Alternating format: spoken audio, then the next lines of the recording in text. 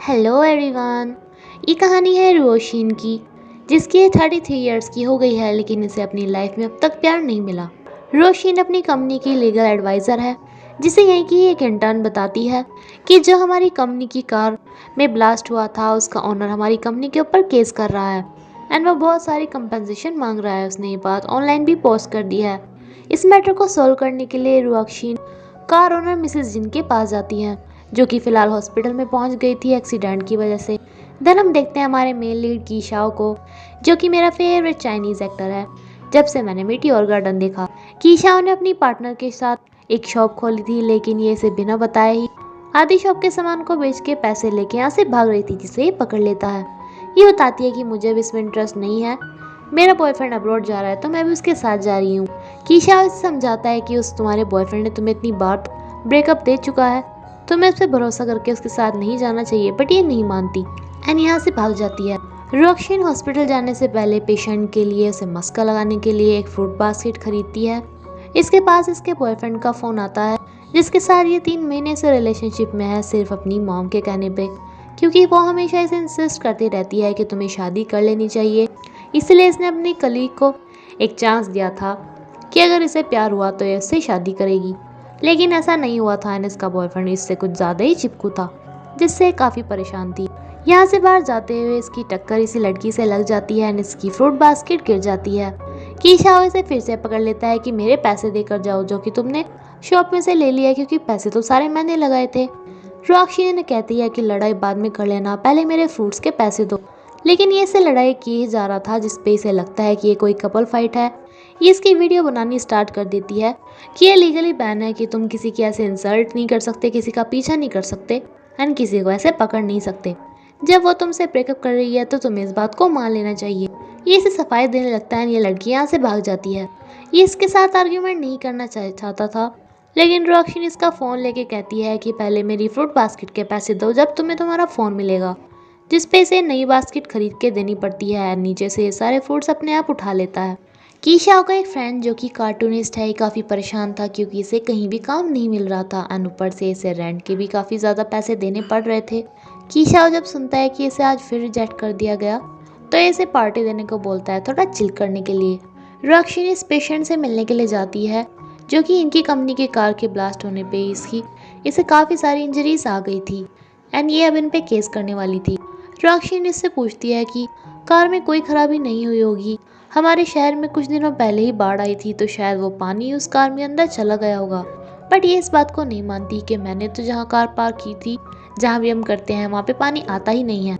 रोक्शिन को ये केस किसी न किसी हालत में सॉल्व करना ही था, तभी इसका प्रमोशन हो सकता था, वरना तो बॉस इसे वार्न करते हैं कि अगर ये 2 दिन के अंदर इस केस को सॉल्व ना कर पाई, उस पेशेंट को ना मना पाई, तो मैं इसकी बजाय इसका जो ये दुश्मन है मिस्टर लियू, उसका प्रमोशन कर देंगे।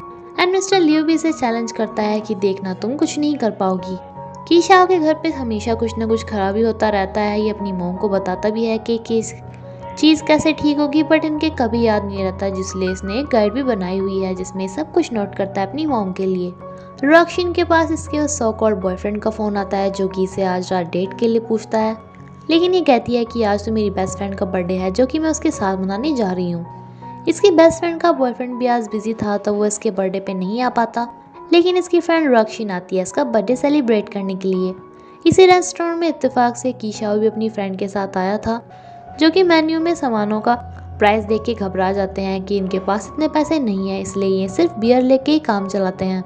एंड जो फ्रूट्स आज से नीचे गिरे मिले थे, ये उन्हें खाना स्टार्ट कर देता है, बट वेट्रेस इन्हें कहती है कि बाहर का खाना यहाँ खाना अलाउड नहीं है। रोक्शिन की फ्रेंड से बोल रही होती है कि तुम तो जल्दी शादी करने वाली हो अपने उस बॉयफ्रेंड के साथ, बट ये बताती है कि नहीं, मुझे वो बिल्कुल भी अच्छा नहीं लगा, मैं सिर्फ अपनी मॉम के कहने पे ये सब कर रही हूँ, जो कि ज़्यादा टाइम तक नहीं टिकने वाला। बट तभी ये यहाँ पे आ जाता है इतनी सारी मीडिया को लेके एंड इसे प्रपोज करने लगता है, इसे शादी के लिए पूछने लगता है। रोक्शिन इसे उठने के लिए कहती है, बट ये नहीं मानता।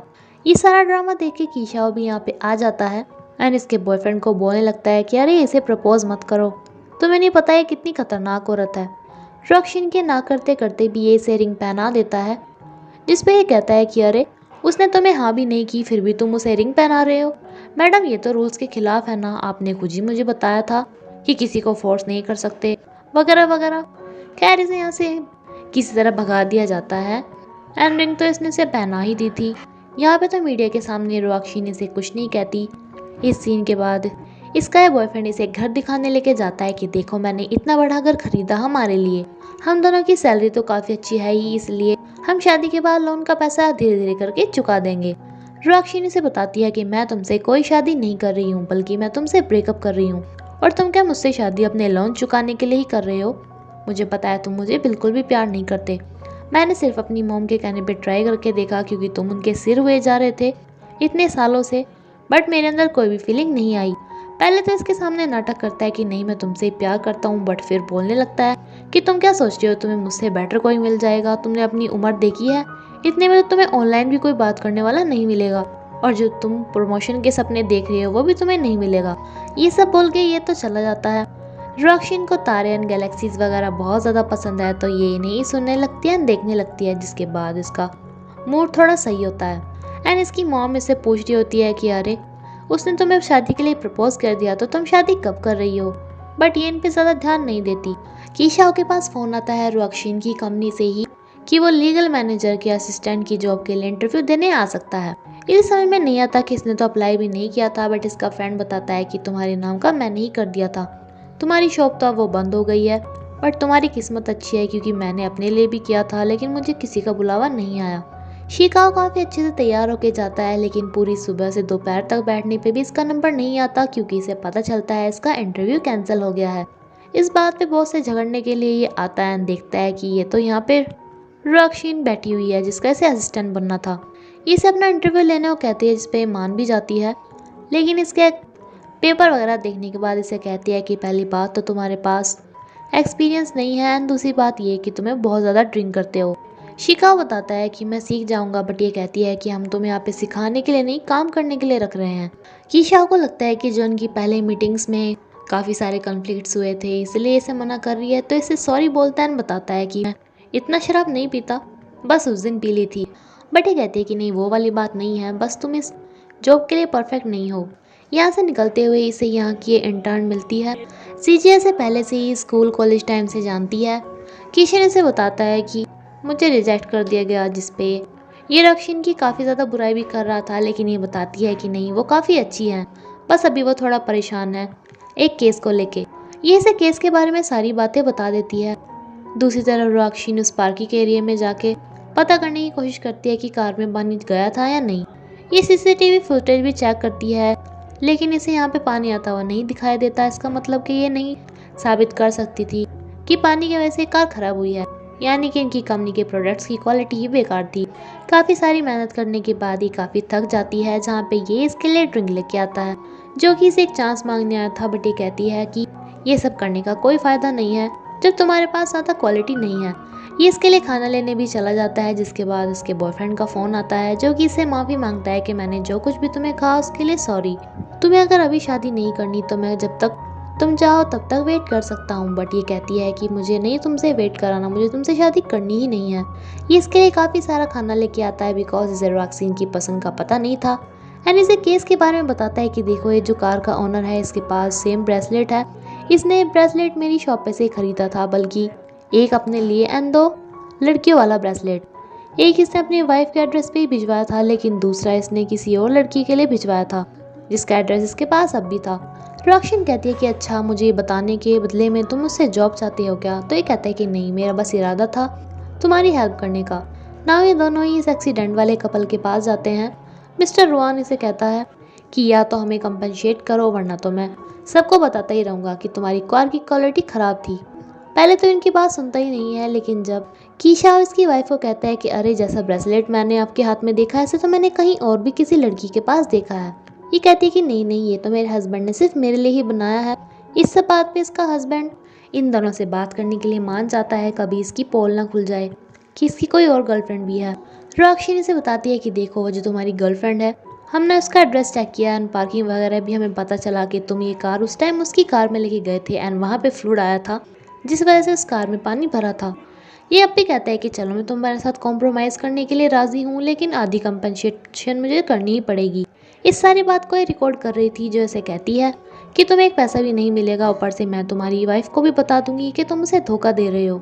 इन दोनों की ये सारी चैटिंग कोई और भी वीडियो रिकॉर्ड कर रहा था। एंड नाउ इसे ये बात माननी पड़ती है कि ये इन पे कोई केस नहीं करेगा क्योंकि इसकी गलती थी, यही उस जगह कार लेके गया एंड पानी भर गया। कीशाओ के वैसे ये केस सॉल्व हुआ था तो ये इसे जॉब दे देती है, बट ये इतना ज़्यादा खुश नहीं था।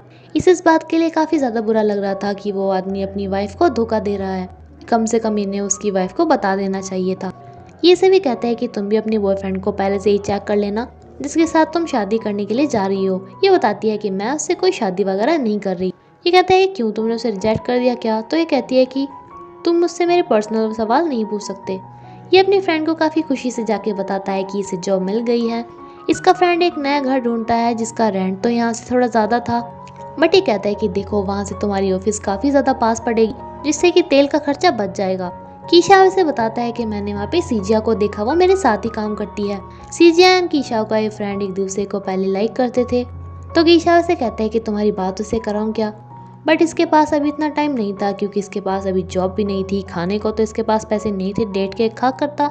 रॉक्शिन के घर आने से पहले इसकी मॉम यहाँ पे आके इसके लिए पोरेज बना के चली गई थी जो कि इसे बिल्कुल भी पसंद नहीं होता, बट इसे भूख बहुत ज़्यादा लग रही थी। तभी इसे याद आता है कि कीशाओ ने भी तो इसे खाना दिया था। जिन्हें खाने के साथ साथ ये वही अपनी तारों वाली दुनिया में चली जाती है। कीशा अपने पहले दिन ऑफिस में आता है जहाँ पे इसकी ये फ्रेंड तो पहले से ही थी जो कि इसे बताती है कि अगर रॉक्शिन का प्रमोशन हो गया तो इन दोनों का भी प्रमोशन हो जाएगा। लेकिन कीशा उसे बताता है कि मुझे सिर्फ उन्होंने 1 महीने के लिए जॉब पे रखा है, अगर मेरा काम अच्छा हुआ तब वो मेरी जॉब आगे बढ़ा सकती हैं। इसका एक कॉम्पिटिटर मिस्टर रोहान इसे आके कहता है कि अरे वाह, तुमने ये केस जीत लिया, चलो तुम्हें एक और न्यूज़ अभी मिलने वाली है। एंड इनकी कंपनी में सबको पता चल जाता है कि इसे इसके उस बॉयफ्रेंड ने प्रपोज किया शादी के लिए एंड ये शादी कर रहे हैं। एंड ये यहाँ पे भी गुलदस्ता लेके आ जाता है जो कि इसका ही कलीग है कि मैं तुमसे इतना ज़्यादा प्यार करता हूँ कि जब तक तुम शादी नहीं करोगी मैं उस टाइम तक रुक सकता हूँ। सभी इसे बोलने लगते हैं कि इससे शादी करो शादी करो। ये इसे अपने ऑफिस में आने को कहती है। इस पर काफ़ी गुस्सा होती है कि क्या ये तुम्हारा प्यार है जो तुमने ऑफिस के ग्रुप में वो वीडियो डाल दी, तुम सबको दिखा के करना क्या चाहते हो, तुम सोचते हो कि मैं तुम्हें सबके सामने मना नहीं करूँगी। दैनी ऑफिस में सबको जाके बता देती है कि मेरा इससे ऑफिशियली ब्रेकअप हो चुका है, जिस पे सब शॉक्ड हो जाते हैं। रॉक्शिन आज अपने आप को बहुत ज़्यादा अकेला फील कर रही थी कि इसकी लाइफ में आज तक कोई प्यार नहीं आया। नेक्स्ट डे ऑफिस में आते ही इसकी मॉम का इसे फ़ोन आता है कि जल्दी बाहर आओ वरना मैं तुम्हारी कंपनी में पहुंच जाऊंगी। जब ये इससे मिलने आती है तो इसे डांटती है कि तुमने उसके साथ ब्रेकअप कर लिया। इसे काफ़ी बुरा लगता है कि इसके उस बॉयफ्रेंड ने इसकी मॉम को भी चुगली लगा दी। ये इन्हें बताने की कोशिश करती है कि आपके वैसे ही सिर्फ मैं उसे डेट कर रही थी लेकिन मुझे वो अच्छा बिल्कुल भी नहीं लगा। ये कहती है कि तुम जिस प्यार को ढूंढ रहे हो वो तुम्हें कभी नहीं मिलेगा क्योंकि इन्होंने भी कभी प्यार करके शादी की थी जो कि एक सक्सेसफुल शादी नहीं रही। ये इस पर गुस्सा होकर चली जाती हैं कि वो तुम्हारे लिए बेस्ट था, उसके पास अच्छी जॉब थी। एंड उसे फ़ोन करके कहती हैं कि सॉरी बेटा, मैं अपनी बेटी को मना नहीं पाई। 走吧，有多远够走多远，别到最后把自己给走丢了。奇葩。